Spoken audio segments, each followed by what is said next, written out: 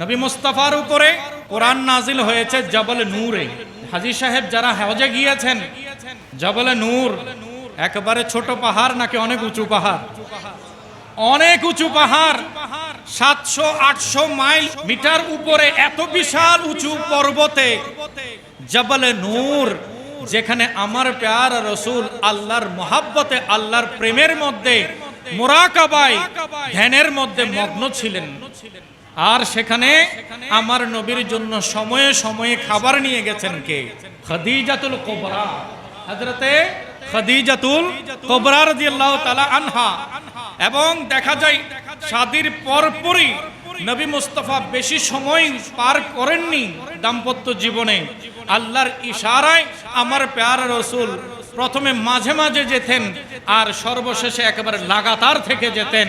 বলা হচ্ছে দীর্ঘ 1-2 বছর নয়, 15টি বছর আমার প্যারা রাসূল উম্মতের খাতিরে জবলে নূরের মধ্যে ধ্যানে মগ্ন ছিলেন।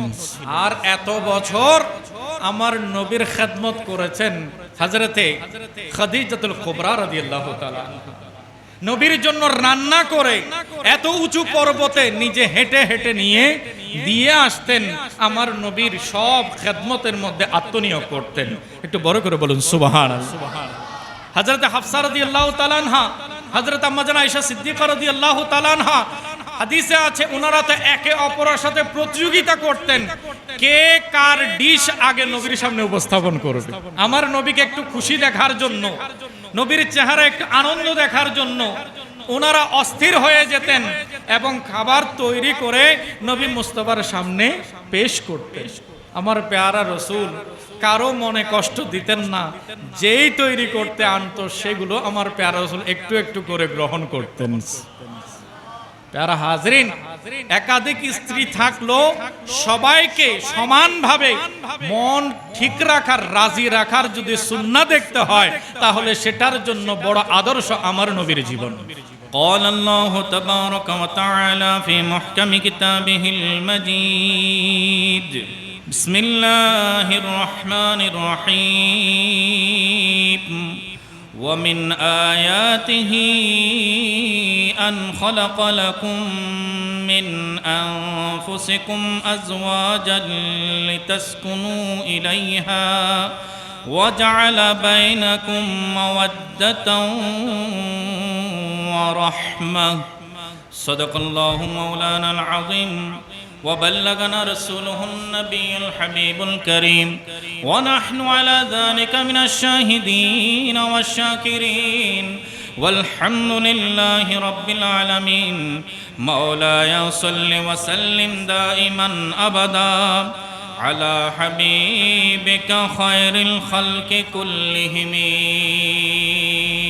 الحمد لله والشكر لله والصلاة والسلام على خير خلق الله মহামহিম রব্বুল আলামিন আহকামুল হাকিমিন আল্লাহ জাল্লা মাজদুহুর আলিশান দরবারে পাকে অসংখ্য অগণিত শুকরিয়া আদায় করছি। রব্বুল আলামিন অত্যন্ত দয়া ও মেহেরবানি করে রাহমাতুল্লিল আলামিনের শুভাগমনের মাস পবিত্র জশ্নে বেলাদত, জশ্নে জুলুসে ঈদ মিলাদুন নবী, প্রত্যেকে বলি সাল্লাল্লাহু আলাইহি ওয়াসাল্লামার 1500 বছর উদযাপনের এই পবিত্র মাসে নবী করিম সাল্লাল্লাহু আলাইহি ওয়াসাল্লাম হিজরতের পূর্বে ওনার হায়াতে মোবারকা ছিল 53 বছর, আর হিজরত থেকে আরবি সনের গণনা শুরু হয়েছে। বর্তমানে এসে আমরা 1447 হিজরিতে এসে উপস্থিত হয়েছি। একটু বড় করে বলি সুবহানাল্লাহ।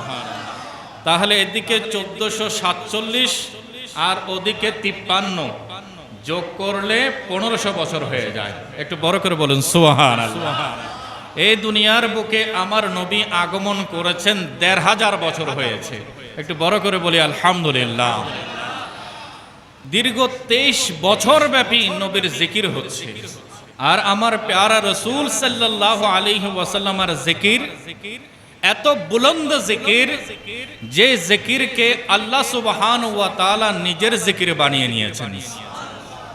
পবিত্র সূরা আলাম নাশরাহ মধ্যে রব তাআলা বলছেন বিসমিল্লাহির রহমানির রহিম ওয়া রাফা'না লাকা যিকরাক, মাহবুব আপনার খাতিরে, আপনার জন্য আপনার প্রেমে আমি আপনার জিকিরকে বুলন্দ করেছি। এখানে কারো সুপারিশে নয়, কারো লবিং হয়নি, কারো সুপারিশ হয়নি, কারো আবেদন হয়নি। আমি মাহবুব আপনাকে ভালোবাসি, আমি আপনাকে ভালোবাসি। জিক্রে জামিলের মধ্যে আল্লামা শফি ও কারবি রহমতুল্লাহি আলাইহি বলছেন, আল্লাহ কিভাবে আল্লাহর রসুলের জিকিরকে বুলন্দ করলেন। হাদিসে কুদসি আমার প্যারা রসুল হযরত জিবরিলকে বললেন, হাই জিবরিল, আল্লাহ বলেছেন ওয়ারাফা'না লাকা যিকরাক, মাহবুব আপনার জিকিরকে আমি বুলন্দ করে দিয়েছি। কাইফা রাফা'তা রাব্বি যিকরি, আমার রব্বুল আলামিন কাইফা রাফা'a রাব্বি যিকরি, আমার রব আমার জিকিরকে কিভাবে বুলন্দ করেছেন, কিভাবে উন্নত করেছেন। আল্লাহর কাছে গিয়ে একটু জিজ্ঞাসা করে আসো, আমি আমার উম্মতকে সেটা জানিয়ে দেব। তখন রব্বুল আলামিন আহকামুল হাকিমিন জিবরিল আমিনের মাধ্যমে আমার নবীর কাছে পয়গাম পৌঁছালেন, বললেন, আয় মাহবুব, হিনামা যুকিরতু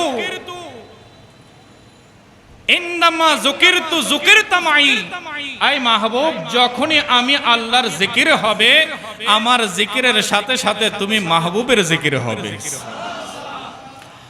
যখনই বান্দা কলেমা পড়বে লা ইলাহা ইল্লাল্লাহ, সাথে সাথে বলবে মুহাম্মাদুর রাসূলুল্লাহ। যখনই বান্দা আজান দেবে, নামাজের জন্য ডাকবে, আশহাদু আল্লা ইলাহা ইল্লাল্লাহ, সাথে সাথেই পেছনে পেছনে বলে উঠবে আশহাদু আন্না মুহাম্মাদার রাসূলুল্লাহ। যখনই বান্দা কবরে চলে যাবে, দুনিয়ার যাত্রা সমাপ্ত করে আখিরাতের যাত্রার প্রথম মঞ্জিলে পৌঁছে যাবে, সে কবরেও বান্দা যখন আমি রবের জিকির শুনবে, আমি রবের ব্যাপারে জিজ্ঞাসিত হবে, মার রাব্বুকা, তোমার রবকে, সাথে সাথে বান্দাকে এই জিজ্ঞাসাও করা হবে, মান নবিয়ুকা, তোমার নবীকে। আল্লাহর জিকিরের সাথে সাথে সেখানে যদি বান্দা নবীর জিকির উচ্চারণ করতে পারে, তাহলে তার কবর জান্নাতের বাগান হয়ে যাবে। সেই নবীকে ভালোবাসতে হবে কিনা, সেই নবীর জিকির করতে হবে কিনা? অবশ্যই করতে হবে। আমাদের হৃদয় মাঝে, মনের ঘরেতে আমরা নবীর জিকিরকে লালন করতে চাই। সবাই বলি আলহামদুলিল্লাহ। আমার মনের ঘরেতে রেখেছি যারে, দো জাহানের বাদশা নবী কামলিওয়ালা রে, দো জাহানের বাদশা নবী। সবাই বলি, আমার মনের ঘরেতে রেখেছি যারে, আমার মনের ঘরেতে রেখেছি যারে, দো জাহানের বাদশা নবী নে, দো জাহানের বাদশা নবী। আমার দয়াল নবী রে, আমার মায়ার নবী রে, আমার দয়াল নবী রে, আমার রে, দো জাহানের বাদশা নবী কামলিওয়ালা রে, দো জাহানের কামলিওয়ালা রে। আমি আপনি সারা জীবন চেষ্টা করো, নবীর প্রশংসার যথাযথ হক আদায় করতে পারবো না। আল্লামা শেখ সাদি রহমতুল্লাহি আলাই, যার বিখ্যাত 4 লাইন সারা দুনিয়াতে মকবুল হয়ে গেছে, কবুল হয়ে গেছে, যেখানে যেখানে মুসলমান আছে সেখানেই এই 4 লাইন, যা আমরা শুরুতে দুরূদ শরীফের মধ্যে পড়েছিলাম, বালাগাল উলা বিকামালিহি কাশাফাত দুজা বিজামালিহি হাসনাত জামিউ খিসালিহি সাল্লু আলাইহি ওয়া আলিহি। এর 3 লাইন তিনি লিখেছেন রাত এশারের পরে ওযু অবস্থায়। প্রথম 3 লাইন বালাগাল উলা বিকামালিহি কাশাফাত দুজা বিজামালিহি হাসনাত জামিউ খিসালিহি, 3 লাইন লেখার পরে চতুর্থ লাইন দিয়ে ওই পংক্তিটাকে পূর্ণ করতে পারছিলেন না, তখন স্বপ্ন যোগে আমার নবী মুস্তাফা তশরিফ আনলেন। নবী মুস্তাফা এসে বললেন, সাদি তোমার লেখায় আমি বড্ড খুশি হয়ে গেছি, সাদি তোমার প্রেম নিবেদনে আমি খুশি হয়ে গেছি, বাকি লাইনে এসে তুমি আটকে গেছো, আমি মদিনা মুনাওয়ারা থেকে এসে আমি নবীর নাতকে পরিপূর্ণ করে দিচ্ছি। বললেন লিখে যাও, সাল্লু আলাইহি ওয়া আলিহি। সেই আল্লামা শেখ সাদি রহমাতুল্লাহি আলাইহি বলছেন, ইয়া সাহিবাল জামাল ওয়া ইয়া সাইয়্যিদাল বাশার, ইয়া সাহিবাল জামাল ওয়া ইয়া সাইয়্যিদাল বাশার, মিন ওয়াজহিকাল মুনীর লাকাদ নুবিরাল কমর। বড় করে বলে সুবহানাল্লাহ। হে মহা সৌন্দর্যের অধিকারী নবী, ইয়া সাহিবাল জামাল ওয়া ইয়া সাইয়্যিদাল বাশার, পৃথিবীতে আদমের যত সন্তান এসেছে আসবে, আপনি তো সবার সর্দার হয়ে তশরিফ এনেছেন। ইয়া সাহিবাল জামাল ওয়া ইয়া সাইয়্যিদাল বাশার, মিন ওয়াজহিকাল মুনীর লাকাদ নুবিরাল কমর, আপনার নুরানি চেহারা মুবারক থেকে আলোকিত হয়েই তো আকাশের চাঁদ কিরণ দিচ্ছে।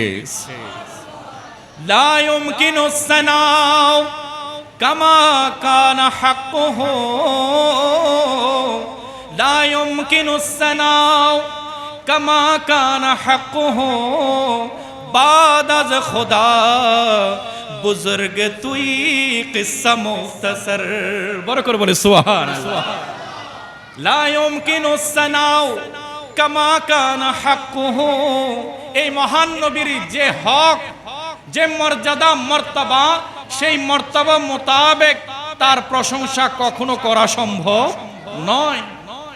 বলছেন বাদ আজ খুদা বুজুর্গ তুই কিসসা মুখতাসর, আমি আমার আলোচনাকে সংক্ষেপ এই বলে শেষ করলাম, আল্লাহর পরে সৃষ্টির উপরে সবচাইতে সম্মানিত আপনি নবী। একটু বড় করে বলি সুবহানাল্লাহ। তাই নবীর প্রশংসায়, নবীর নাত পড়ায় কোনো ধরনের অবহেলা যেন আমাদেরকে পেয়ে না বসে, কোনো ধরনের দ্বন্দ্বে যেন আমরা জড়িয়ে না যায়, আমরা প্রাণ খুলে নবীর জিকির করব। আমার রব্বুল আলামিন ওই জিকিরে খুশি হয়ে যাবেন যে আমার রসুলকে আমি এত সম্মানিত করে পাঠিয়েছি, আমার বান্দারা আমার রসুলের সম্মানকে কবুল করে নিয়েছে। রব্বুল আলামিন আমাদের আপনাদের সকলের উপস্থিতিকে কবুল করুক, আমিন। আজ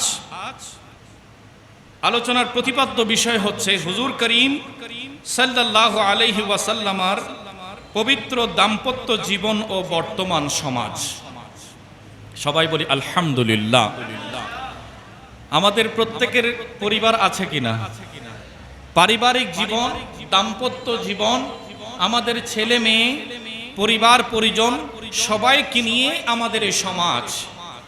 আমার রসুল হুজুর রহমতে আলম সাল্লাল্লাহু আলাইহি ওয়াসাল্লাম এই ধরায় তশরিফ এনেছেন এবং কিভাবে পরিবার গঠন করতে হবে, পরিবারকে সাজাতে হবে, পরিবারের ব্যাপারে সতর্ক থাকতে হবে, সেটার সুন্দর দিক নির্দেশনা ব্যবস্থাপনাও আমাদেরকে উপহার দিয়ে গেছেন। আল্লাহ সুবহানাহু ওয়া তাআলা পবিত্র কোরআনে আমাদের সকলের দৃষ্টি আকর্ষণ করে ইরশাদ করেছেন, বিসমিল্লাহির রহমানির রহিম, ওয়া মিন আয়াতিহি আন খালাকা লাকুম মিন আনফুসিকুম আজওয়াজা। আল্লাহ তাআলা ইরশাদ করেন, আল্লাহর নিদর্শন সমূহের মধ্য থেকে অন্যতম নিদর্শন, আল্লাহর আলামতগুলোর মধ্য থেকে আল্লাহর কুদরতের অন্যতম একটা আলামত হচ্ছে, নিদর্শন হচ্ছে, আল্লাহ বলছেন আন খালাকা লাকুম মিন আনফুসিকুম আজওয়াজা, তিনি তোমাদের মধ্য থেকে তোমাদের জন্য স্ত্রী সৃজন করেছেন। একটু বড় করে বলি সুবহান। রব্বুল আলামিন বলছেন লিতাসকুনু ইলাইহা, যাতে করে তোমরা তাদের কাছে শান্তি পাও। লিতাসকুনু ইলাইহা, যাতে তাদের কাছে গেলে তোমরা শান্তি পাও, প্রশান্তি লাভ করো। এবং বলছেন ওয়া জাআলা বাইনাকুম মাওয়াদ্দাতান ওয়া রাহমা, এবং আমি আল্লাহ তোমাদের পরস্পরের মাঝে অত্যধিক ভালোবাসা এবং একে অপরের প্রতি সহমর্মিতা, দয়া ও রহমত পয়দা করে দিয়েছি। সম্মানিত হাজিরিন, আসমানের সূর্য আল্লাহর কুদরতের প্রকাশ, চন্দ্র আল্লাহর কুদরতের প্রকাশ। আসমান এত বিশাল, আসমান কোথাও কোনো খুঁটি আছে? একেবারে শূন্যের মধ্যে এই বিশাল আসমানকে টাঙিয়ে রেখেছেন কে? জমিন একের পর এক স্তরে স্তরে 7 স্তর জমিনকে একে অপরের সাথে মিলিয়ে পানির উপরে স্থির করে রেখেছেন কে? আমরা জানি যে আমাদের ভূভাগের চতুর্পার্শ্বে 3 ভাগই হচ্ছে পানি, 1 ভাগ হচ্ছে কি? স্থলভাগ।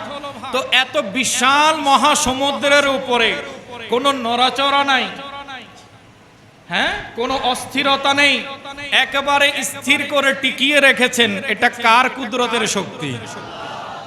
রব্বুল আলামিন বলছেন, বান্দা আমার বড় বড় সৃষ্টিগুলো দেখে আমার কুদরত তোমরা পরিচয় পাচ্ছ, আমি তোমাদেরকে আরো একটা ঘনিষ্ঠ, একেবারে কাছের তোমাদের কুদরতের পরিচয় করিয়ে দিচ্ছি।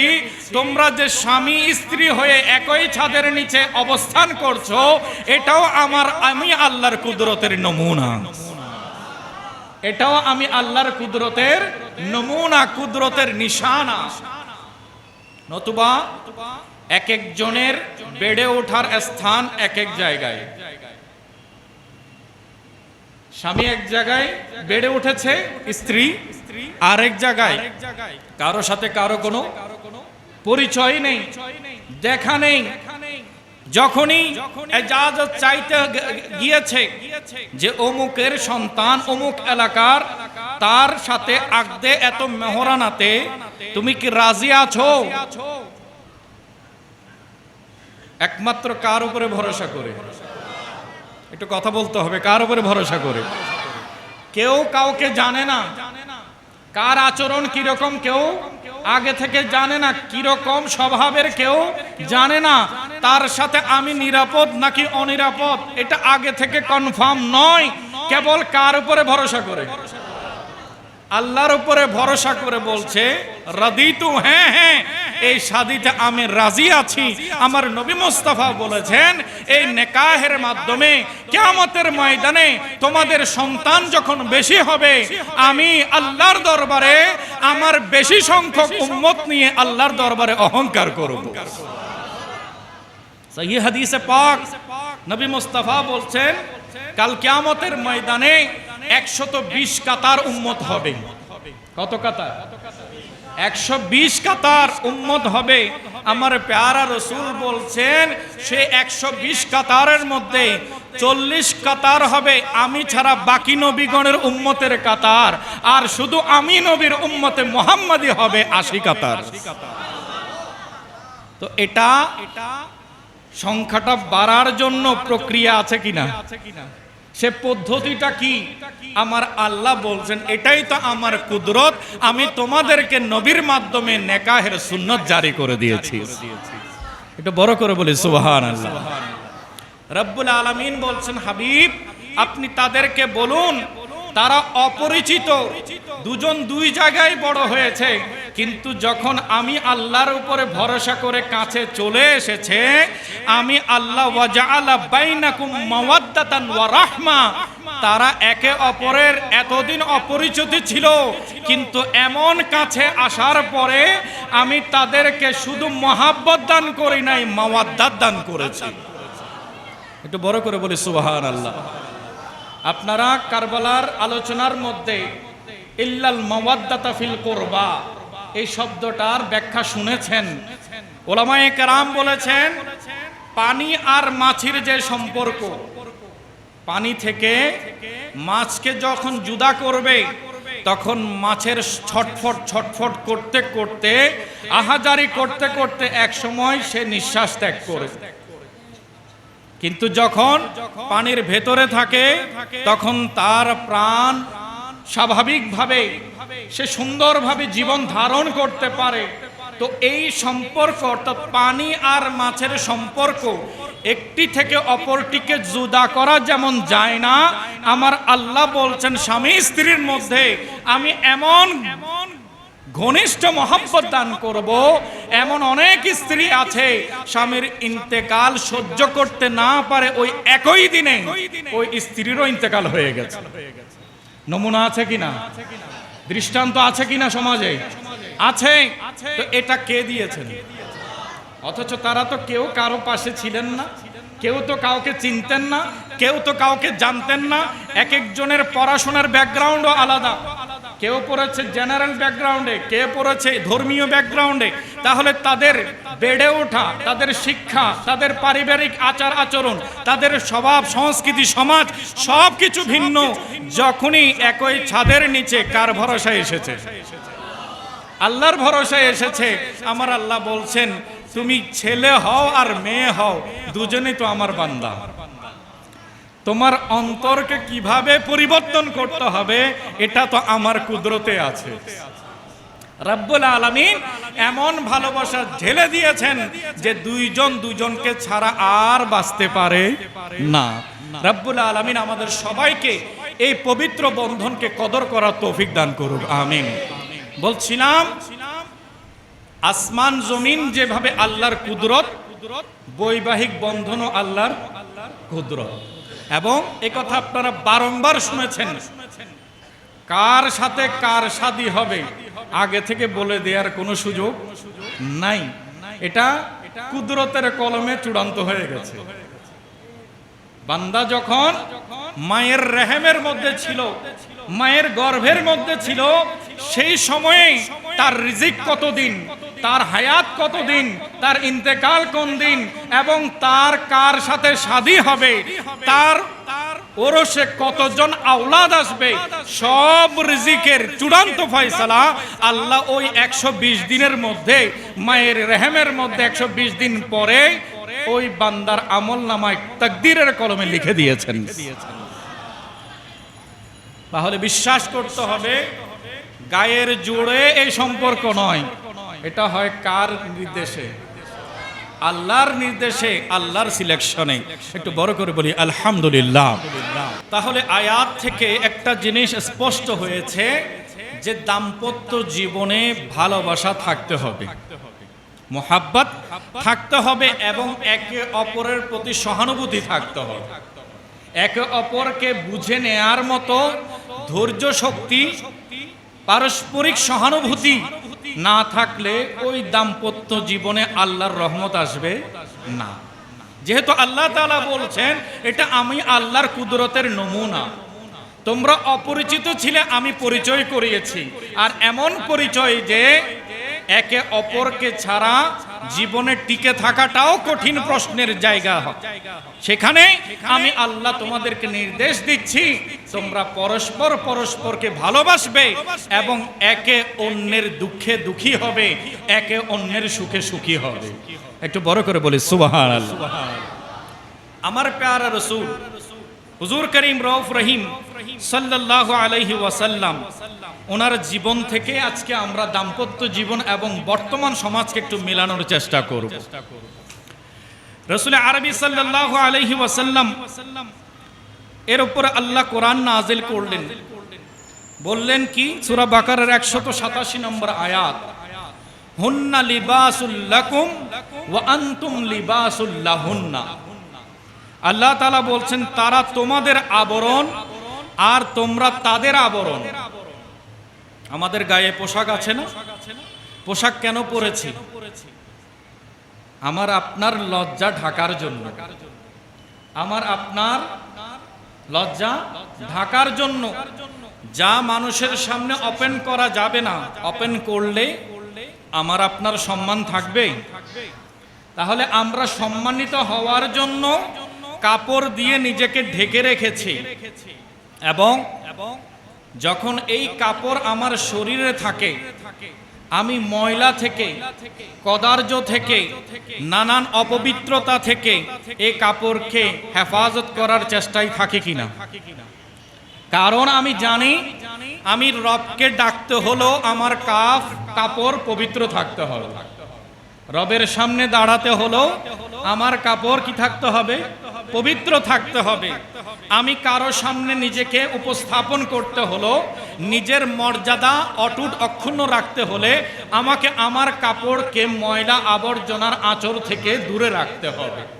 রব্বুল আলামিন বলছেন স্বামী স্ত্রী পরস্পর পরস্পরের জন্য আবরণ, লেবাস। একটু বড় করে বলেন সুবহানাল্লাহ। মানে কি? একে অন্যের গোপনীয়তা কাউকে প্রকাশ করতে পারবে, একে অন্যের পবিত্রতা রক্ষা করে চলবে, একে অন্যের উপরে কোনো ধরনের আপত্তিকর অপবিত্রতার নিশানা বানানোর সুযোগ দেবে না। এবং মনে রাখবে, দেহের গোপনীয়তা রক্ষা যেভাবে করছো, অনুরূপ তোমার পরিবার সে দেখতে কেমন, তার আচরণ কেমন, তার কথাবার্তা কেমন, তার আচার আচরণ কেমন, সব কিছু আল্লাহর পক্ষ থেকে দেয়া আমানত। আল্লাহর পক্ষ থেকে দেয়া কি? আমানত। সেই আমানত দুজনের আছে, শুধু স্বামীরকে বলা হয়েছে এমন নয়, স্বামী স্ত্রী দুজনে মিলে পরস্পর পরস্পরের আমানত রক্ষা করবে। একটু বড় করে বলুন সুবহানাল্লাহ। আজ কোরআনের ডিরেকশন হচ্ছে, কাপড়কে যেভাবে তোমরা পবিত্র রাখতে চাও, কদার্য মুক্ত রাখতে চাও, অনুরূপ পুরো দাম্পত্য জীবনটাকেও অপবিত্রতা থেকে, কদার্য থেকে, মলিনতা থেকে, অপরিচ্ছন্নতা থেকে তোমরা পুত পবিত্র করে রাখবে। একটু বড় করে বলি সুবহানাল্লাহ। আমার প্যারা রাসূল সাল্লাল্লাহু আলাইহি ওয়াসাল্লাম, ওনার জীবন যদি আমরা একটু স্টাডি করি, দেখা যায় নবী করিম সাল্লাল্লাহু আলাইহি ওয়াসাল্লাম বলেছেন, শরীয়ত মোতাবেক তোমাকে তোমার স্ত্রীর ভরণ পোষণ আদায় করার জিম্মাদারি দেওয়া হয়েছে। আমরা এই ব্যাপারে সবাই জানি কিনা? স্ত্রীর ভরণ পোষণ, থাকা, খাওয়া, চিকিৎসা, তার প্রয়োজনীয় সবগুলোর জিম্মাদারি, দায়িত্বভার কার উপরে? স্বামীর উপরে। কার উপরে? স্বামীর উপরে। এখন এটা আল্লাহর পক্ষ থেকে আমাদেরকে দেয়া হয়েছে, এবং নবী করিম সাল্লাল্লাহু আলাইহি ওয়াসাল্লামের হাদিসে পাক, সহিহ বুখারী শরীফের 56 নম্বর হাদিস, আমার প্যারা রাসূল বলছেন, ইন্নাকা লান তুনফিকা নাফাকাতান তাবতাগি বিহা ওয়াজহাল্লাহি ইল্লা উজিরতা আলাইহা হাত্তা মা তাজআলু ফি ফামি ইমরাআতিকা। একটু বড় করে বলুন সুবহানাল্লাহ। আমার প্যারা রাসূল বলছেন, তুমি আল্লাহর রাস্তায়, এমন কি নিজের পরিবারের জন্য যাই খরচ করো, সবগুলোই আল্লাহর দরবারে এক একটা সাদাকা হিসেবে কবুল হয়ে যায়। তুমি খরচ করছো নিজের প্রয়োজনে, খরচ করছো সন্তানদের প্রয়োজনে, খরচ করছো মা বাবার প্রয়োজনে, খরচ করছো নিজের স্ত্রীর প্রয়োজনে, খরচ করছো নিজের আত্মীয় স্বজনের প্রয়োজনে। তুমি যার যার প্রয়োজন মেটানোর জন্য খরচ করছো, আমি রাসূল বলছি সেটা খরচ করে তার প্রয়োজনও মিটছে, এদিকে তোমার আমলনামায় সাদাকার সওয়াবও লেখা হচ্ছে। শুধু তাই নয়, পরিশেষ আমার প্যারা রাসূল বলছেন, ইন হাত্তা মা তাজআলু ফি ফামি ইমরাতিকা, তুমি ভালোবেসে মহব্বতে তোমার স্ত্রীর মুখে যে লোকমা তুলে দিয়েছো, ওই লোকমাটা তোমরা পরস্পর একে অপরের প্রতি ভালোবাসা প্রকাশ করার জন্য করেছো, কিন্তু এই আমলটাই আমার আল্লাহ খুশি হয়ে গেছে। এই আমলটাই আমার আল্লাহ খুশি হয়ে গেছেন, রাজি হয়ে গেছেন। বলছেন তোমরা তোমাদের স্ত্রীদের মুখে লোকমা তুলে দাও, এটা তো আল্লাহ তোমাদেরকে সাদাকার সওয়াব দান করবে। দেখুন, আমার প্যারা রসুল সাল্লাল্লাহু আলাইহি ওয়াসাল্লামের সুন্নাত আমার নবী উম্মাহাতুল মুমিনিনদেরকে খাইয়ে দিতেন। একটু বড় করে বলেন না সুবহানাল্লাহ। আমরা এই সুন্নত কয়জনে পালন করেছি? একটু নিজেদেরকে আমরা চেক করে দেখব। যদি জীবনে বাদ পড়ে যায়, আমি বলবো এখনো যখন হায়াত আছে, তিনিও যখন আমার জীবনে আছে, এই সুন্নতটা আমল করার সুযোগ আছে কিনা? সবার সামনে করতে গেলে পরিস্থিতিটা সামাল দিতে পারবো না, কিন্তু আমরা যখন একান্ত থাকি, আমিও ফলমূল গ্রহণ করছি, তিনিও পাশে আছেন, আমি তার হাতে না দিয়ে তার মুখ পর্যন্ত যদি পৌঁছিয়ে দিই, হাদিসে বুখারীর উপর আমল হয়ে যাবে। সেজন্য এই আমলটা আল্লাহ আমাদেরকে করার তৌফিক নসিব করুক, আমিন। হযরত আয়েশা সিদ্দিকা রাদিয়াল্লাহু তাআলা আনহার হাদিস সহিহ মুসলিমের মধ্যে এসেছে, বলছেন আমি যখন অসুস্থ ছিলাম, আমার প্যারা রসুল আমাকে একটি মুহূর্তের জন্য কখনো খারাপ নজরে দেখেন নাই।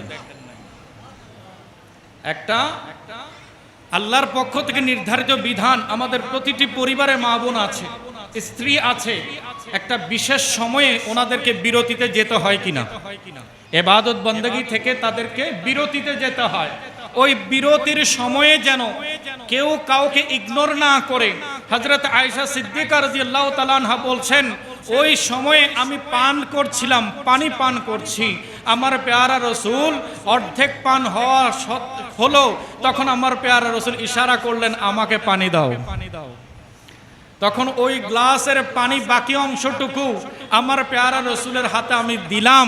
নবীজি বললেন, তুমি কোথায় মুখ লাগিয়েছো সেটা দেখিয়ে দাও। একটু বড় করে বলেন না সুবহানাল্লাহ। নবীজি বলছেন, কোথায় ঠোঁট লাগিয়েছো সেই পয়েন্টটা আমাকে দেখিয়ে দাও। আমার প্যারা রসুলকে দেখিয়ে দিলেন। বলছেন আম্মা জান আয়েশা সিদ্দিকা বলছেন, আল্লাহর কসম করে বলছি, আমি যেখানে ঠোঁট লাগিয়ে পানি পান করেছি, রাহমাতুল আলামিন একই পয়েন্টে নিজের ঠোঁট মোবারক লাগিয়ে পানি পান করেছেন। আমাদেরকে শিখিয়েছেন পরিবারকে কিভাবে ইজ্জত করতে হয়, পরিবারের সাথে কিভাবে ভালোবাসা বিনিময় করতে হয়। স্বামী স্ত্রীর মধ্যে কথা কাটাকাটি হয় না? কি বলেন? আমি তো মনে করি যতটুকু গবেষণায় দেখেছি, এই সামান্য বয়সে পৃথিবীর বুকে সবচাইতে বেশি কথার অমিল হয়, মতের অমিল হয় স্বামী স্ত্রীর ভেতর। প্রতিদিন না হয় ৮-১০ বার বিভিন্ন ইস্যুতে কথাবার্তার মধ্যে একজন স্বামী একটা মত দেয়, স্ত্রী তার বিপরীত মত দেয়। এরকম পরিবেশ আমাদের পরিবারগুলোতে আছে কিনা? আছে। তো এই মত দেয়া মানে কি দুজন দুজন থেকে দূরে সরে যাওয়া? দুজন দুজন থেকে দূরে সরে যাওয়া কখনোই নয়। তারপরও দেখেন, এই যে কথা কাটাকাটি, আপনার ভাইয়ে ভাইয়ে কথা কাটাকাটি হলে কয়েকদিন কথাবার্তা বন্ধ থাকে। নিজের কলিগের সাথে অফিসের মধ্যে যদি কোনো বিষয়ে মতের অমিল হয়, তাহলে কথাবার্তা বাড়ে নাকি কমে? কমে যায়। এমন কি নিজের লেনদেনে, কাস্টমার বলি, নিজের যে কোনো জীবনে যে কোনো সদস্যের সাথে যদি মতের অমিল হয়, তখন মনে কষ্ট লাগে, তার সাথে কথা দীর্ঘ করতে ইচ্ছে করে না, তার সাথে কথা দীর্ঘ হয় না। কিন্তু আল্লাহ সুবহানাহু ওয়া তাআলা এমন একটা মহব্বতের সম্পর্ক দান করেছেন, একই দিনে 10 বার 15 বার একাধিকবার, হ্যাঁ একাধিকবার কথার অমিল হয়েছে, বিবাদ হয়েছে, কিন্তু যখনই সন্ধ্যা নেমে এসেছে, যখন খাবার পরিবেশনের সময় এসেছে, একে অপরকে ছাড়া খেতে বসতে পারছে না। কি বলেন? একে অপরকে ছাড়া খেতে বসতে পারছে না, একে অপরকে ছাড়া রাত যাপন করতে পারছে না, একে অপরকে ছাড়া সকালের নাস্তার টেবিলে যেতে পারছে না, এবং সরাসরি বলতে না পারলো ইশারা ইঙ্গিতে হলো বুঝাই যে আপনি না খেলে আমি খাবো না। কি বলেন? কথার বাস্তবতা আছে কিনা? ইশারা ইঙ্গিতে হলো বুঝিয়ে দেয় যে আপনি না খেলে আমি খাবো না। এই বিষয়টা কি নবীর পরিবারে হয় নাই? হয়েছে কিনা? আসেন শুনেন হাদিস শরীফ থেকে। সিদ্ধান্ত মেনে নিতে পারে না, এমন কোন চিত্র আছে কিনা আমরা দেখছি সহিহ বুখারী শরীফের হাদিসে পাক 5228 নম্বর হাদিস হযরতে আয়েশা সিদ্দিকা রাদিয়াল্লাহু তাআলা আনহা থেকে বর্ণিত। আনা আয়েশা উম্মুল মুমিনিন রাদিয়াল্লাহু তাআলা আনহা قالت إني لأعلم قال رسول الله صلى الله عليه وسلم إني لأعلم إذا كنت علي عني راضية وإذا كنت علي غضبي। আমার প্যারা রাসূল সাল্লাল্লাহু আলাইহি ওয়াসাল্লাম হযরত আম্মা জান আয়েশা সিদ্দিকাকে বললেন, হে আয়েশা শোনো শোনো, তুমি কখন আমার উপরে রাগ করো, নারাজ হও, সেটা আমি আগে থেকে বুঝতে পারি। আবার কখন তুমি আমার উপরে খুশি থাকো সেটাও বুঝতে পারি। একটু বড় করে বলি সুবহানাল্লাহ। রাসূলুল্লাহ বলছেন আম্মা জান আয়েশা সিদ্দিকাকে, আয়েশা তুমি কখন আমার উপরে একটু নারাজ হও সেটাও আমি বুঝি, আর কখন আমার উপরে খুশি থাকো সেটাও আমি বুঝি। তাহলে স্ত্রীর মন বুঝা স্বামীর দায়িত্ব, স্ত্রীর মন বুঝা স্বামীর দায়িত্ব। অবহেলা করার কোনো সুযোগ, সুন্নাত কার? রাসূলের। রাসূলের সুন্নাত হচ্ছে নিজের স্ত্রীর স্বভাব আচরণগুলোকে ভালো করে নক করতে হবে, সেগুলো খেয়াল করতে হবে। সে আচরণগুলো যদি তুমি মনে রাখতে পারো এবং ঠিক সময়ে যদি সামাল দিতে পারো, তোমার সংসার আগুন হবে না, জান্নাতের বাগান হয়ে যাবে। আমার প্যারা রাসূল বললেন, ইন্নী লা আ'লামু, হে আয়েশা আমি অবশ্যই জানি, ইজা কুনতে আলা আন্নি রাদিয়াতান, যখন তুমি আমার উপরে রাজি থাকো সেই সময়টাও আমি বুঝি। ওয়া ইজা কুনতে আলাইয়া গাদাবি, আর যখন তুমি আমার উপরে একটু নারাজ হয়ে যাও, একটু মন ছোট করো, মনে কষ্ট নাও, সেটাও আমি বুঝি। একটু বড় করে বলি সুবহানাল্লাহ। এরপরে قالت فقلت من أين تعرف ذلك, আয়েশা সিদ্দিকা বললেন, আচ্ছা আমি কখন রাজি থাকি আর কখন নারাজ হই কিভাবে বুঝেন? হযরত আয়েশা সিদ্দিকা রাদিয়াল্লাহু তাআলা আনহা বললেন, আপনি কিভাবে বুঝেন যে আমি কখন রাজি হই আর কখন একটু নারাজ হই?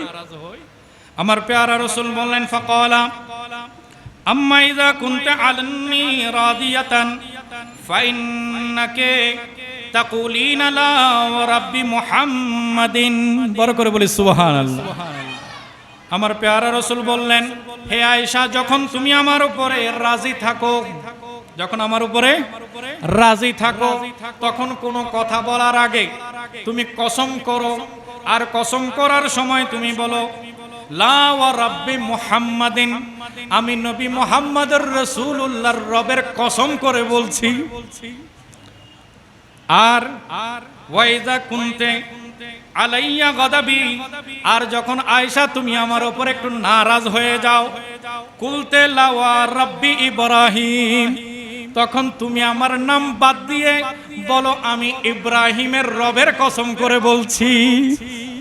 একটু বড় করে বলেন সুবহানাল্লাহ। বলছে যখন তুমি আমার উপরে রাজি থাকো তখন আমার নাম নিয়ে কসম করো, আর যখন একটু তোমার মনে কষ্ট আসে তখন তুমি আমার নাম নীরবে রেখে আমার বাবা জান হযরত ইব্রাহিম খলিলুল্লাহর রবের কসম করে বলো, ওনার নাম নিয়ে কসম করো। একটু বড় করে বলুন সুবহানাল্লাহ। দেখেন স্বামী স্ত্রীর কত মহব্বতের সম্পর্ক। আমার প্যারা রাসূল বলছেন, এটা যখন বললেন ক্বালাত কুলতু আজাল ওয়াল্লাহি ইয়া রাসূলুল্লাহ মা আহজুরু ইল্লা ইসমাকা। একটু বড় করে বলুন সুবহানাল্লাহ। হযরতে আয়েশা সিদ্দিকা রাদিয়াল্লাহু তাআলা আনহা যখন বললেন, আমার রাসূল যখন তাকে উত্তর করলেন, তখন তিনি সাথে সাথে মুচকি হেসে বলছেন, হ্যাঁ হ্যাঁ আপনি ঠিকই ধরেছেন ইয়া রাসূলুল্লাহ, আপনি ঠিকই বুঝেছেন। যখনই আমি আপনার প্রতি রাজি থাকি তখন আপনার নাম নিয়ে কসম করি, আর যখন আপনার প্রতি আমার একটু কষ্ট আসে তখন আমি ইব্রাহিম আলাইহিস সালামের নাম ধরে কসম করি। আপনি ঠিকই ধরেছেন, আর আপনাকে আমি বলছি আর কখনো এই আচরণ হবে না। আমি যতবারই নাম নেব আপনি নবীর নামে নেব। তাহলে বুঝলাম কি, পরিবার গঠন করলে হবে না, পরিবারের ভালো মন্দের দেখাশোনা করতে হবে। আজ বর্তমান সময়ে যে বিষয়গুলো আমাদের সবচাইতে গুরুত্ব সহকারে দেখতে হবে সেটি হচ্ছে আমাদের পরিবারগুলোতে এত অস্থিরতা, অস্বস্তি কেন? প্রথম উত্তর হচ্ছে নবীর জীবন থেকে পরিবার গঠনের শিক্ষা, টিচিংস, লেসনস আমরা গ্রহণ করি নাই। যদি এই ছোট্ট ছোট্ট বিষয়গুলো আমরা জানতে পারতাম এবং সেটা যখন আমরা আচরণ করব সেক্ষেত্রে যদি বুঝে উঠতে পারতাম, সেটা যদি সামাল দিতে পারতাম, আমাদের পরিবারের অস্থিরতা অনেকাংশে হ্রাস পেয়ে যেত। আল্লাহ তাআলা দরবারে দোয়া করে রব্বুল আলামিন আমাদেরকে নবী মুস্তাফার সুন্নাহগুলোকে আঁকড়ে ধরার তৌফিক দান করুক, আমিন। প্যারা হাজরিন, রাসূল করিম সাল্লাল্লাহু আলাইহি ওয়াসাল্লাম বলেছেন, তোমরা গৃহের প্রতিটি বিষয়ে নিজের স্ত্রীর সহযোগিতা করবে। আদাবুল মুফরাদের মধ্যে এবং সহিহ বুখারীর মধ্যে হাদিসে পাক আছে, সাহাবায়ে কেরাম হযরত আয়েশা সিদ্দিকা রাদিয়াল্লাহু তাআলা আনহাকে জিজ্ঞাসা করলেন, আমার রাসূল ঘরে কেমন থাকেন? রাসূলুল্লাহ ঘরে কেমন থাকেন? আমরা তো বাহিরে সবার সামনে অনেক আফজল, কি বলেন, বাহিরে সবার সামনে আমরা খুব উত্তম পুরুষ, কিন্তু ঘরের যিনি আছে তিনি জানে আমার মান কি, জানে কিনা? সাহিবুল বাইত আদরা বিমা ফিহি, ঘরের মালিক জানে ঘরের ভেতরে কি আছে। তো সারা দিন আমার পরিবারটাকে যিনি দেখে শুনে রাখছেন, আমার বিষয়, আমার গোপনীয়তা, আমার বাস্তবতা সম্পর্কে বাহিরের মানুষের চেয়ে ওনার অবগতি কম হবে নাকি বেশি হবে? অবশ্যই বেশি হবে। হযরত আয়েশা সিদ্দিকা রাদিয়াল্লাহু তাআলা আনহাকে সাহাবায়ে কেরাম আরজ করলেন, হুজুর ঘরের মধ্যে কেমন থাকেন? আমার রাসূলকে ঘরে যাওয়ার পরে বিশ্রামেই থাকেন নাকি আপনাদেরকে সময় দেন, আপনাদেরকে দেখাশোনা করেন? তখন বলছেন নবী করিম সাল্লাল্লাহু আলাইহি ওয়াসাল্লাম পরিবারের কাজে সব সময় ব্যস্ত থাকেন। ঘরের ভেতরে আমার প্যারা রাসূল পরিবারের কাজে ব্যস্ত থাকেন। নামাজের সময় হলে তখন পরিবার থেকে তিনি মসজিদে নামাজে আসেন, বাকি পুরো সময়টা নিজের পরিবারকে দেন, দেখাশোনা করেন, তাদের গৃহস্থালিক কাজকর্মে। এই কথাগুলো আপনারা ছোট থেকেই জানেন।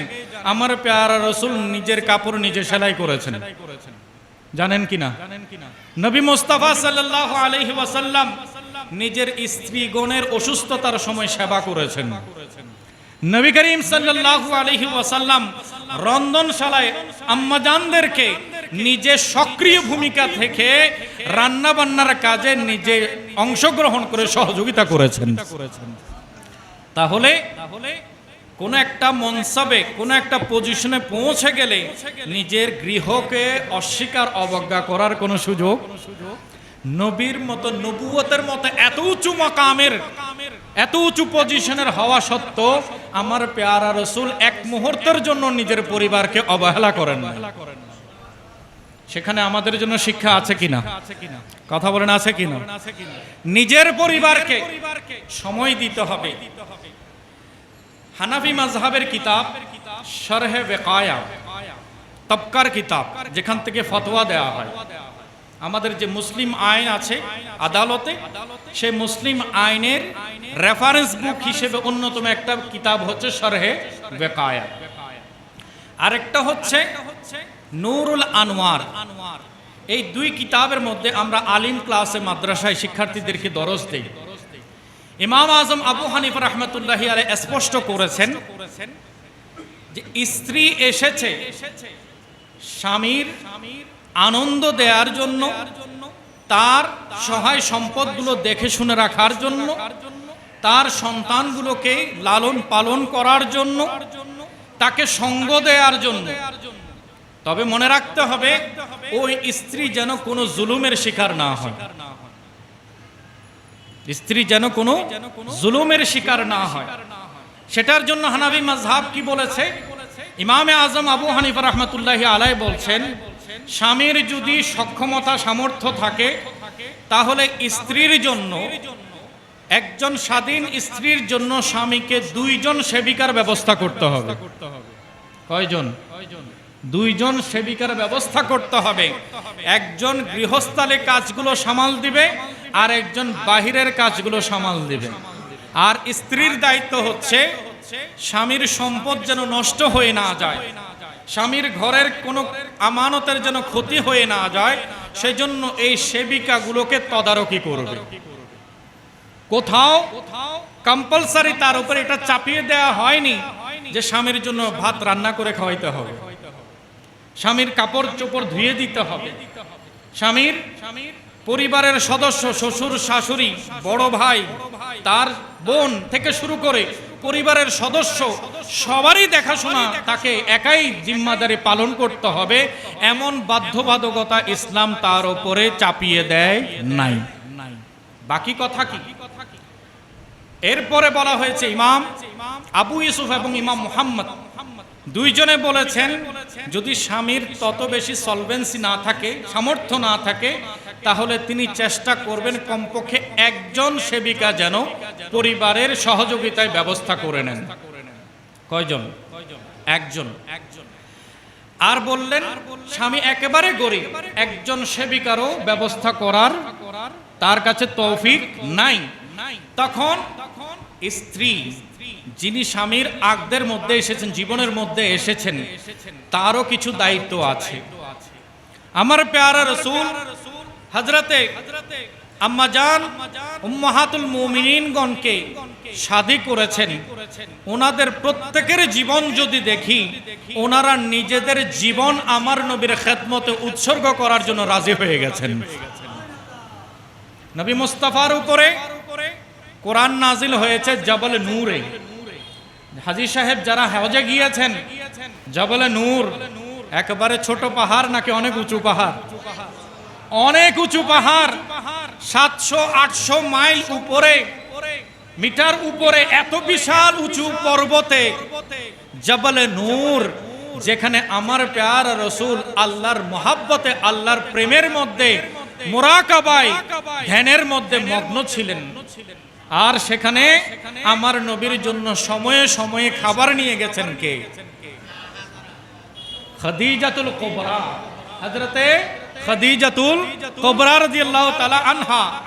এবং দেখা যায় শাদীর পরপরই নবী মুস্তাফা বেশি সময় পার করেননি দাম্পত্য জীবনে। আল্লাহর ইশারায় আমার প্যারা রাসূল প্রথমে মাঝে মাঝে যেতেন আর সর্বশেষে একেবারে লাগাতার থেকে যেতেন। বলা হচ্ছে দীর্ঘ 1-2 বছর নয়, 15টি বছর আমার প্যারা রাসূল উম্মতের খাতিরে জবলে নূরের মধ্যে ধ্যানে মগ্ন ছিলেন। আর এত বছর আমার নবীর খেদমত করেছেন হযরতে খাদিজাতুল কুবরা রাদিয়াল্লাহু তাআলা। নবীর জন্য রান্না করে এত উঁচু পর্বতে নিজে হেঁটে হেঁটে নিয়ে দিয়ে আসতেন, আমার নবীর সব খেদমতের মধ্যে আত্মনিয়োগ করতেন। একটু বড় করে বলুন সুবহানাল্লাহ। হযরত হাফসা রাদিয়াল্লাহু তাআলা আনহা, হযরত আম্মা জান আয়েশা সিদ্দিকা রাদিয়াল্লাহু তাআলা আনহা, হাদিসে আছে ওনারা তো একে অপরের সাথে প্রতিযোগিতা করতেন কে কার ডিশ আগে নবীর সামনে উপস্থাপন করবে। আমার নবীকে একটু খুশি দেখার জন্য, নবীর চেহারা একটু আনন্দ দেখার জন্য ওনারা অস্থির হয়ে যেতেন এবং খাবার তৈরি করে নবী মুস্তাফার সামনে পেশ করতেন। আমার প্যারা রাসূল কারো মনে কষ্ট দিতেন না, যেই তৈরি করতে আনতো সেগুলো আমার প্যারা রাসূল একটু একটু করে গ্রহণ করতেন। প্যারা হাজরিন, একাধিক স্ত্রী থাকলো সবাইকে সমানভাবে মন ঠিক রাখার, রাজি রাখার যদি সুন্নাহ দেখতে হয়, তাহলে সেটার জন্য বড় আদর্শ আমার নবীর জীবন। সম্মানিত হাজরিন, পরিবারকে সময় দিতে হবে, বুঝতে হবে। আজ বর্তমান সমাজে পারিবারিক কলহ, দ্বন্দ্ব বাঁধার পেছনে কারণ কি? দেখা যাচ্ছে সাধ্যের বাহিরে তার উপরে কাজের বোঝা চাপিয়ে দেওয়া হয়েছে। একজন মানুষ তার শারীরিক সক্ষমতা, তার শক্তি সামর্থ্যের একটা সীমা আছে কিনা? পরিবারে যদি 10 জন থাকে, 10 জনকে উনি একাই তত্ত্বাবধান করবে, এটা কি তার উপরে জুলুম নয়? কথা বলেন, জুলুম কিনা? পুত্রবধূ হয়ে এসেছে, এটা কি তার অপরাধ? বড় সম্মানিত করে আপনি তার জন্য মোহর নির্ধারণ করেছেন। শাদীর মধ্যে মোহরটা কেন নির্ধারণ করা হয়? ওই রমণীকে ইজ্জত দেওয়ার জন্য, সম্মানিত করার জন্য তার মোহরটা নির্ধারণ করা হয়েছে। তাকে স্বর্ণালঙ্কারে অলঙ্কিত করা হয়েছে, শোভা বর্ধন করে তাকে আনা হয়েছে। এখন আনার পরে তার সাথে যদি আচরণ নিজের চাকর বাকরের মতো হয়ে যায়, সেবিকার মতো হয়ে যায়, এবং তার উপরে যদি সেটা জোরপূর্বক চাপিয়ে দেওয়া হয় যে 10 জনের খাবার রান্না তোমাকেই করতে হবে, 10 জনের খাবার পর বাসন কোসন তোমাকে একাই করতে হবে, এর মধ্যে সন্তান আছে কিনা? ওই পরিবারে বাচ্চা আছে কিনা? আছে। কিন্তু প্রত্যেকটা ক্ষেত্রে যদি তাকে ইনভলভ করা হয়, একজন মানুষ সে তার শারীরিক ক্ষমতায় কতটুকু পেরে উঠবে, এটা একটু বিবেচনা করা দরকার নাই? আমরা এটা করছি না। আমরা মেয়ে বিয়ে দেওয়ার পরে আশা করি আমার মেয়েটা সুখে থাকুক। প্রত্যেক বাবা মায়ের আশা থাকে কিনা? আমি কথা আর বেশিক্ষণ বলবো না, আমাকে একটা ডেডলাইন দেওয়া হয়েছে, এর আগে ইনশাল্লাহ শেষ করার চেষ্টা করব। আমাদের আশা থাকে আমার মেয়েকে বিবাহ দিলে, পাত্রস্থ করলে আমার মেয়ে যেন স্বামীর সংসারে খুশি থাকে। ঠিক তেমনি আমার ছেলের জন্য যে মেয়েটাকে বউ করে এনেছি, সেও তো কারো মেয়ে, কোনো বাবার মেয়ে, কোনো মায়ের মেয়ে। তাদের আশা কি আমার পরিবারের সাথে এমন নাই যে আমার পরিবারের মেয়েটা একটু সুখে থাকবে, আনন্দে থাকবে? এমন আশা ওই মা বাবার অন্তরও আছে কিনা? এখন নিজেরটাকে আপন মনে করলাম, আর নিজের পুত্রবধূ করে যাকে আনলাম তাকে পর বানিয়ে রাখলাম, তার সাথে বৈষম্য করলাম। একটু অন্তরে হাত দিয়ে বলেন তো, আমি যদি অন্য বাবার মেয়ের চোখে পানি ঝরাই, আমরা মা বাবার সন্তানের চোখে কি পানি ঝরবে না?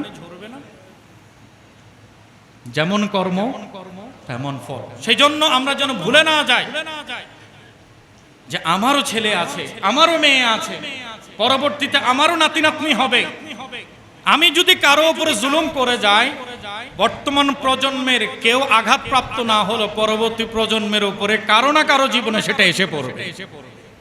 সেজন্য মনে রাখবেন, পূর্বপুরুষ যদি এমন কোন জুলুম করে যায় যেটার কারণে তৎকালীন সময়ের মানুষের চোখের পানি ঝরেছে, আল্লাহর দরবারে বিচার আছে। পরবর্তী প্রজন্ম হলো ওই পূর্ববর্তীদের আযাবের রেশ টানতে টানতে ওই জুলুমের শিকার হয়ে যাবে। আল্লাহ তাআলা আমাদের সবাইকে সজাগ থাকার তৌফিক দান করুক, আমিন। সম্মানিত হাজরিন, অহংকার কাজ করছে, আমিত্ব কাজ করছে।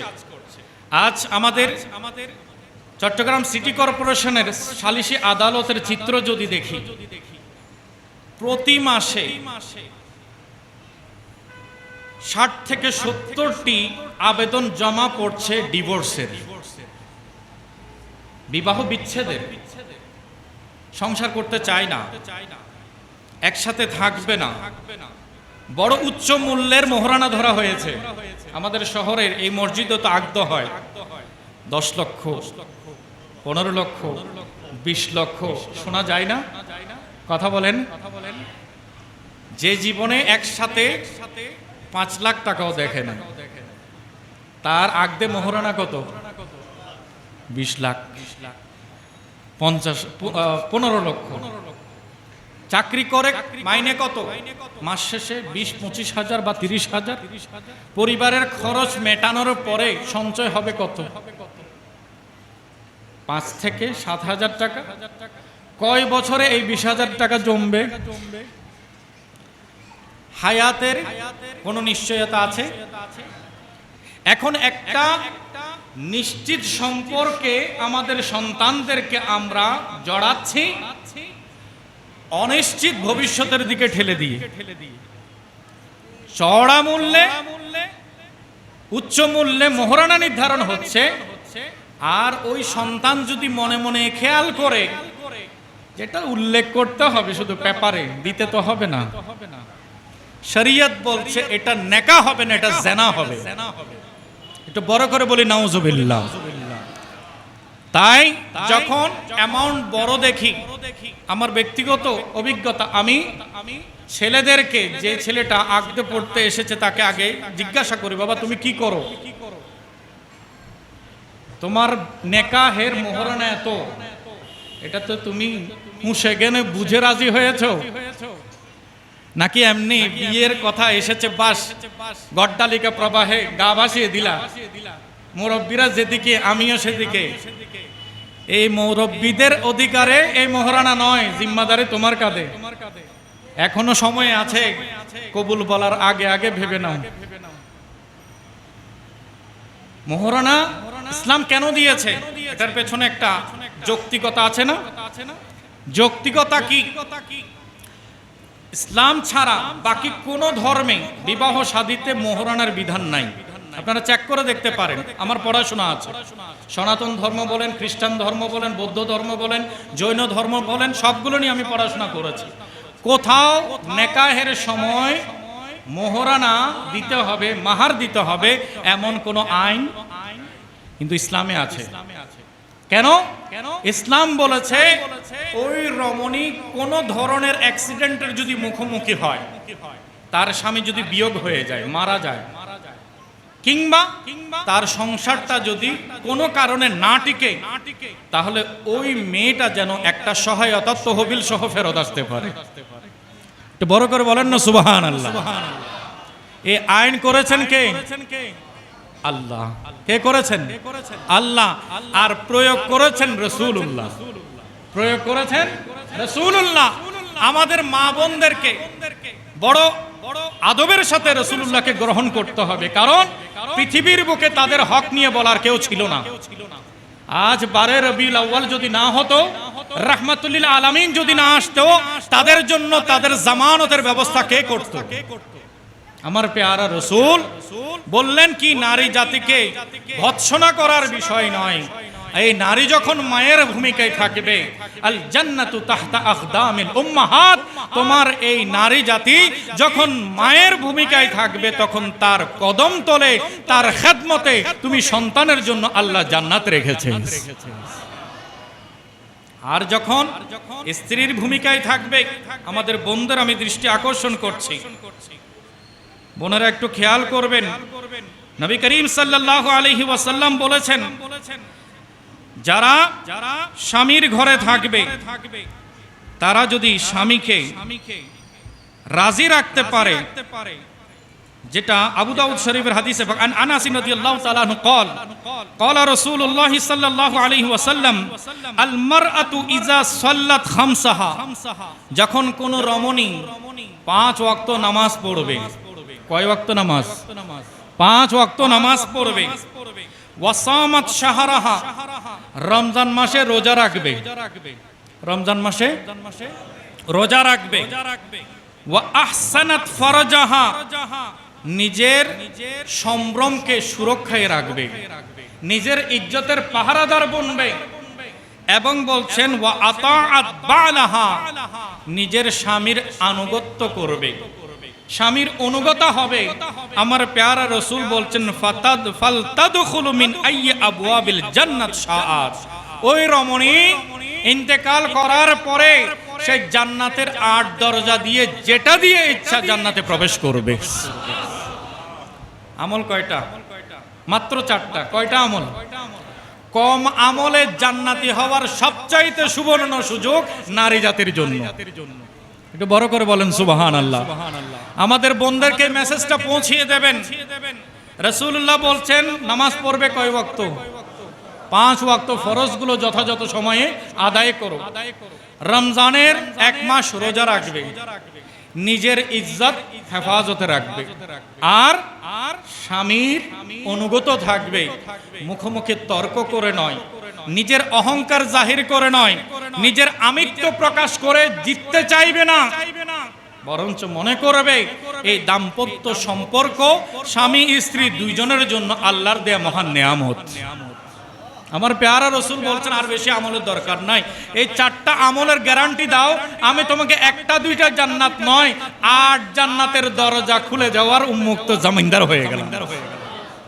তাহলে একজন রমণীর জন্য আল্লাহর পক্ষ থেকে বড় নেয়ামত হচ্ছে বেশি আমল তাকে করতে হবে না, স্বামীর অনুগত থাকবে। কিন্তু আজ এই যে কথা থেকে আমি এসেছিলাম, সালিসি আদালতে মাসে যদি 70 থেকে 80টা আবেদন পড়ে ডিভোর্সের, এবং আমি যতটুকু পরিসংখ্যান স্টাডি করেছি, বেশিরভাগ আবেদনকারী নারী, বেশিরভাগ আবেদনকারী কি নারী। এখন চিন্তা করেন তো, আপনাদের কাছে আমার প্রশ্ন, নেকাহ এই সুন্নতটা চালু হয়েছে দুনিয়াতে নাকি জান্নাতে?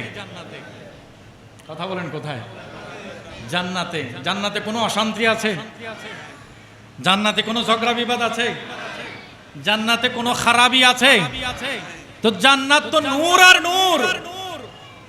ওই আলোকিত নূরানি মজলিসে হযরত আদম সফিউল্লাহ এবং হযরত হাওয়া আলাইহিস সালাম, এই দুইজনের মধ্যে আমার আল্লাহ নেকাহ পরিয়ে দিয়েছেন। এই রিশতাকে মামুলি মনে করার কোনো সুযোগ, এই রিশতা জান্নাতি রিশতা, এই রিশতা জান্নাতি রিশতা।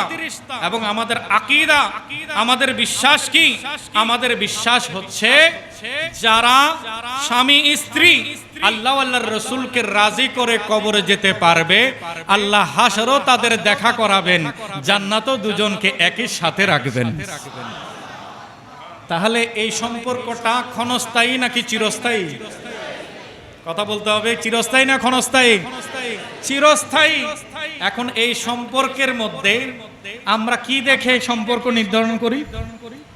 আমার রাসূল বলছেন 4টা জিনিস দেখে এই দাম্পত্য জীবনের জন্য মানুষ সিদ্ধান্ত গ্রহণ করে। একজন পুরুষ উপযুক্ত বয়সে যখন পৌঁছায়, তখন সে সিদ্ধান্ত নেয়, তার পরিবার সিদ্ধান্ত নেয় শাদী করবে, তাকে শাদী করাবে। তো কি দেখে? আমার পেয়ারা রাসূল বলছেন যখন একজন রমণীকে তারা বিয়ে করতে আগ্রহী হয়, তখন দেখে মেয়েটা সুন্দর কিনা, মেয়েটা সুন্দর কিনা। এটা হাদিস শরীফ আমি আপনাদের সামনে উপস্থাপন করছি। আমার রাসূল বলছেন যে ইজা নাকাহাত ইমরাআতান, যখন কোনো মহিলাকে শাদী করার জন্য তারা দেখে, তো কেন করে? যে লিহাসাবিহা ওয়া নাসাবিহা ওয়া জামালিহা ওয়া লিদীনিহা। নবী মুস্তাফা বলছেন তার সৌন্দর্য আছে কিনা সেটা দেখে। 2 নম্বরে দেখে তার টাকা পয়সা আছে কিনা, তার টাকা পয়সা আছে কিনা, ওই মেয়ের কাছে টাকা পয়সা বা মেয়ের গার্ডিয়ানের কাছে সহায় সম্পদ আছে কিনা, এটার জন্য বিয়ে করে। আবার বলছে তাদের সোশ্যাল স্ট্যাটাস, কিছু খানদানি বংশ আছে না, ঐতিহ্যবাহী বংশ। আমার পেয়ারা রাসূল বলছেন বংশ দেখেও অনেকে বিয়ে করার জন্য চেষ্টা করে। অভিজাত পরিবারের বড় বিখ্যাত পরিবার, স্বনামধন্য পরিবার, সেই পরিবারের সাথে যদি একটু রিশতা করতে পারি, তাহলে সমাজে আমাদের পরিবারের স্ট্যাটাসও উপরে উঠে যাবে। এমন চিন্তা চেতনায়ও মেয়েকে প্রস্তাব পাঠায়। এমন দৃষ্টান্ত আমাদের সমাজে আছে কিনা? আছে। আরেকটা সংখ্যা আছে লিদীনিহা, মেয়েটা যদি দিনদার হয়, মেয়েটা যদি দিনদার হয় তখন ওই মেয়েকে বিবাহ করার জন্য প্রস্তাব দেয়। তাহলে কয়টা জিনিস দেখে? 4টা। সৌন্দর্য দেখে, সম্পদ দেখে, বংশগৌরব দেখে, আর একটা হচ্ছে দিনদারি দেখে। আমার পেয়ারা রাসূল বলছেন প্রথম যে 3টা জিনিস আছে, ওই 3টা বিষয় হচ্ছে ক্ষণস্থায়ী। তোমরা যে শাদী করার জন্য চেহারা দেখছো, একটু অসুস্থ হলে ওই চেহারা মলিন হয়ে যায় না? চেহারার সৌন্দর্য বাড়ে নাকি কমে? তাহলে ওই সৌন্দর্য স্থায়ী নাকি ক্ষণস্থায়ী? সম্পদ আজ আছে কাল নেই, আজকের ধনী কালকের ফকির, অবস্থার পরিবর্তন হতে পারে কিনা? এক সময়ে গত বেশ কিছুদিন সময় খুব বড়ত্ব বীরত্বের সাথে দাপটের সাথে চলেছে এমন কিছু মানুষ এখন দৃষ্টির আড়ালে চলে গেছে। এমন দৃষ্টান্ত আছে না? আমি কোনো রাজনৈতিক ইস্যু টানছি না, বলছিলাম যে মানুষের ক্ষমতা, মানুষের বীরত্ব, মানুষের অর্থের পাওয়ারের মধ্যে জীবনের মধ্যে পরিবর্তন আসে কিনা? আসে। এরপর বংশ গৌরব, এমন অনেক বড় বড় বংশ আমাদের সমাজে ছিল যে বংশের নামে পুরো এলাকার নাম হয়ে গেছে। কিন্তু আজ ওই একই এলাকায় 5টা গল্লি হলে 5টা আবাসিক, 5 গল্লিতে কয় আবাসিক? 5টা আবাসিক। প্রতিটি গল্লিতে গলিতে, প্রতিটি রাস্তায় রাস্তায় একটা একটা আবাসিক এলাকা হয়ে গেছে, আছে না? তাহলে বিশাল বিখ্যাত পরিবারের নাম খ্যাতি এখন আর নাই, সেটা মূল্যায়ন করারও মানুষের ধৈর্য নাই, বা তাদের উত্তরসূরিরা, তাদের পূর্বজন যারা পূর্ববর্তী, তাদের আদর্শের উপরে নাই, তাদের আদর্শের উপরে নাই, যার কারণে পূর্ববর্তীরা সম্মানিত হয়েছে আদর্শের উপরে থাকার কারণে। পরবর্তীরা ইতিহাসের পাতা থেকে একেবারে আস্থা করে পড়েছে আদর্শ বিচ্যুত হওয়ার কারণে। এমন দৃষ্টান্ত সমাজে আছে কিনা? তাহলে সৌন্দর্য স্থায়ী নাকি ক্ষণস্থায়ী? মাল সম্পদ স্থায়ী নাকি ক্ষণস্থায়ী? বংশ গৌরব স্থায়ী নাকি ক্ষণস্থায়ী? ক্ষণস্থায়ী। আমার প্যারা রাসূল বলছেন 4 নম্বরে লিদীনহা, ওই দিনদারের জন্য মেয়েকে শাদী করা হয়। আমার প্যারা রাসূল বলছেন যদি কোনো রমণীর মধ্যে দিনের হেফাজত দেখো আর বাকি 3টায় কমতি থাকলো সেদিকে নজর করিও না, এই বান্দি আল্লাহর প্যারা বান্দি। বাস বিবাহর জন্য সেই উপযুক্ত সিদ্ধান্ত গ্রহণ করো, তাকে নেকা করো। আল্লাহ তোমার সম্পদ কম হলো, ওই রমণীর কারণে, ওই পবিত্র সত্তার কারণে তোমার রিজিকে আল্লাহ বরকত দান করবে। আমাদের সিদ্ধান্ত নেয়ার আগে দেখতে হবে কিনা দিনদারি দেখতে হবে। বিপরীত দিকতে একটা ছেলে, তাকে কিভাবে নির্বাচন করে?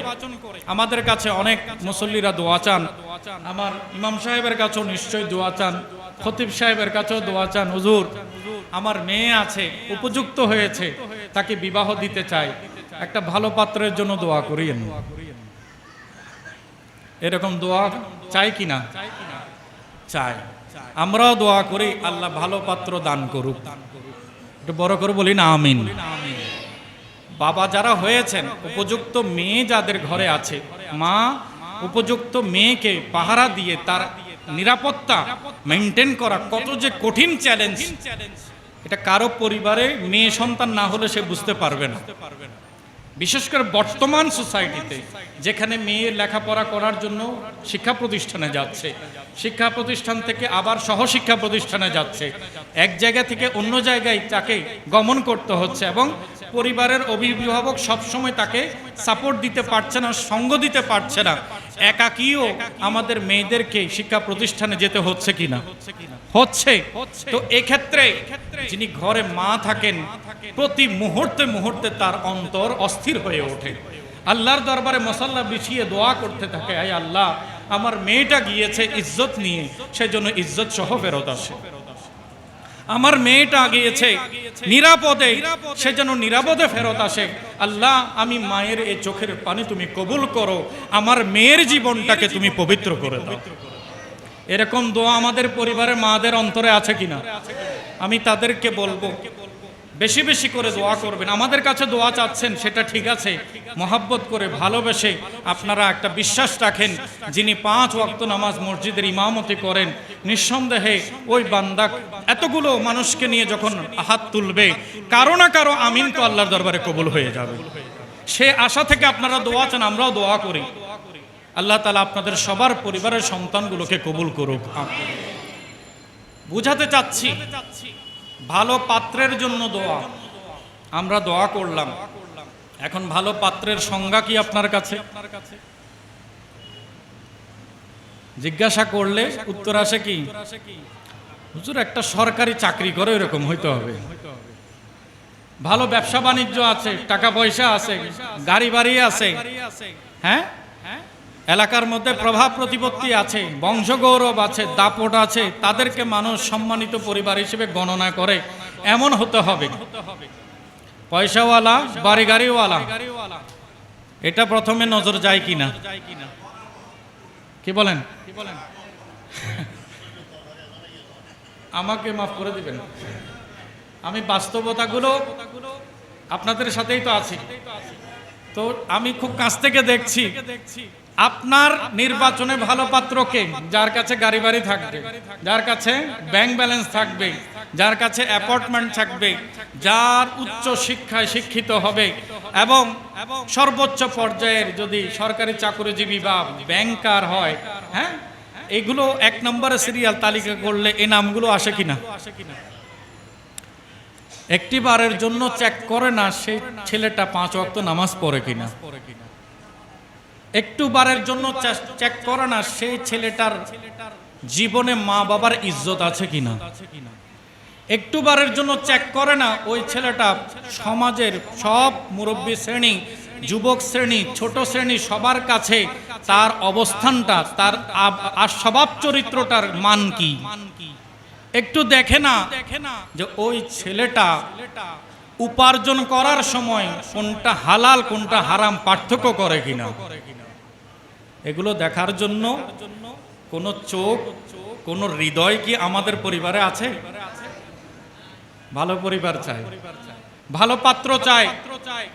আপনি যেটাকে ভালো পাত্র মনে করছেন আল্লাহর রসুলের নজরে সেটা ভালো পাত্র নয়। ভালো পাত্রকে, ভালো পাত্র সে যার মধ্যে দ্বীনদারি আছে, যার মধ্যে রসুল আছে, যার মধ্যে রসুল আছে, যার মধ্যে রসুলের সুন্নাহ আছে, যার পুরো জীবনটাই আমার রসুলের আখলাক চরিত্র মাধুর্যে সে ঢেলে সাজিয়েছে।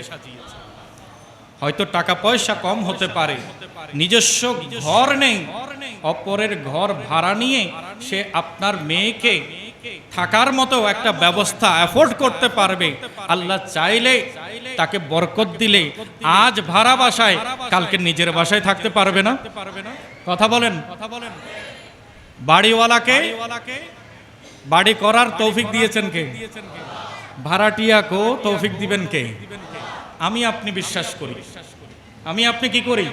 বিশ্বাস করি। ওই ছেলেটা যদি 5 ওয়াক্ত নামাজের হেফাজত করে, ওই ছেলেটা যদি নিজের মা বাবার আদব করে, সে যদি প্রতিবেশীর হক আদায় করে, সে যদি উত্তম চরিত্রবান হয় এবং সে যদি হালাল হারাম পার্থক্য করে চলে, তাহলে আপনার মেয়ের জন্য সবচাইতে বেস্ট পাত্র হচ্ছে ওই ছেলে।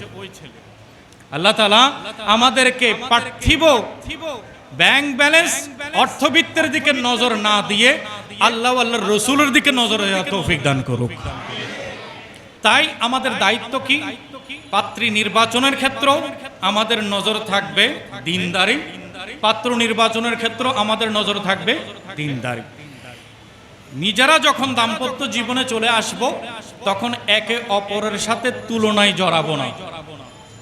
কিছু রমণী আছেন স্বামীর সাথে তর্কে জড়িয়ে যান এবং নিজের ব্যক্তিত্ব শ্রেষ্ঠত্বটা জাহির করতে চান, এবং ক্ষেত্র বিশেষে দেখা যায় সন্তানদের সামনে সন্তানদের পিতাকে অপদস্থ করেন, অপমান করেন।